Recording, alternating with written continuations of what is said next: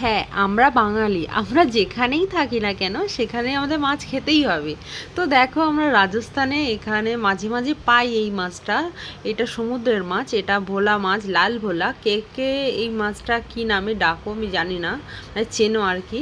তো এই এই মাছটা অনেক মানে কেরালার সাইডে বেশি পাওয়া যায়। তো এটা কেরালার মাছ। এটা আমাদের মানে ওয়েস্ট বেঙ্গলে খুব কম দেখা যায় এই মাছটা। পমপ্লেটের মতো দেখতে, কিন্তু পমপ্লেট নয়। আর এই চিংড়ি মাছ, এ তো পুরো সোনার দাম বলো না, মানে চিংড়ি মাছের কিলো এখানে 1200-1300 টাকা করে কিলো। তো প্রচুর মানে দাম। আর সোনা খাওয়া আর সমুদ্রের মাছ খাওয়া একই ব্যাপার। তো দেখো এই লাল ভোলাটা দেখতে কি সুন্দর, দেখো লাল লাল পুরো মাছটা, অসাধারণ দেখতে। হ্যালো বন্ধুরা, তো দেখো আমাদের নদীর মাছ এনেছে। নদীর মাছগুলো ভোলা মাছ, আর এটা হচ্ছে নদীর কী মাছ তোমরা বলো। আর এই চিংড়ি মাছ এনেছে, দেখো চলে এসো দেখো, কেটে কেটে মাছ কেটে ভালো করে লবণ হলুদ মাখিয়ে এবার মাছ ভাজা করা হবে, মাছের ঝাল হবে করা। তো এই মাছটাকে কিভাবে রান্না করো আমি তো জানি না। আমি তো পেঁয়াজ রসুন দিয়ে পুরো মাংসের মতো করে কষা কষা করে রান্না করি, খুব ভালো লাগে খেতে। তো দেখো আমরা মশলা করেছি, মানে এখানে পেঁয়াজ, টমেটো, আদা রসুন দিয়ে পুরো মশলাটাকে কষিয়ে নিলাম। এই মাছ ভাজা করে নিলাম, মাছ ভাজা তো হয়ে গেছে। আর এই মশলা কষানো পুরো মাংসের মতো মশলা কষাতে হবে, মাংসর যেরকম মশলা হয় সেম ওরকমই হবে।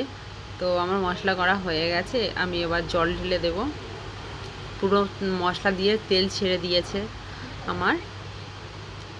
তো মশলাটা পুরো মানে খুবই ঝাল ঝাল টাইপের হবে, একদম ঝাল ঝাল মানে তরকারিটা হবে।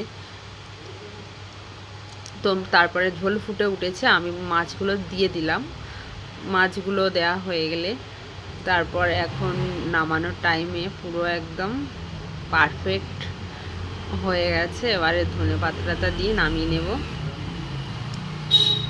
দেখো কত সুন্দর, মানে একদম অল্প অল্প গ্রেভি থাকবে, আর জাস্ট খেতে যা হয়েছে না। আর ধনে পাতা, আর আমাদের এখানে কি বলো তো, 12 মাস এই টাটকা ধনে পাতাটা পাওয়া যায়।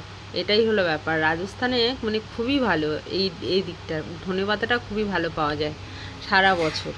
তো দেখো আমার রেডি রান্না। তো তোমাদের কেমন লাগলো রান্নাটা একটু কমেন্ট করে জানাবে। ভালো লাগলে অবশ্যই লাইক কমেন্ট করে দিও। আর তারপরে একটা চিংড়ি মাছ দিয়ে ভেন্ডির রেসিপি করেছি।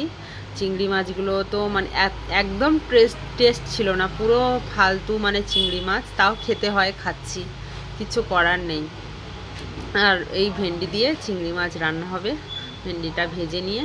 তো কেমন লাগলো আমার ভিডিওটা অবশ্যই লাইক কমেন্ট করে দিও।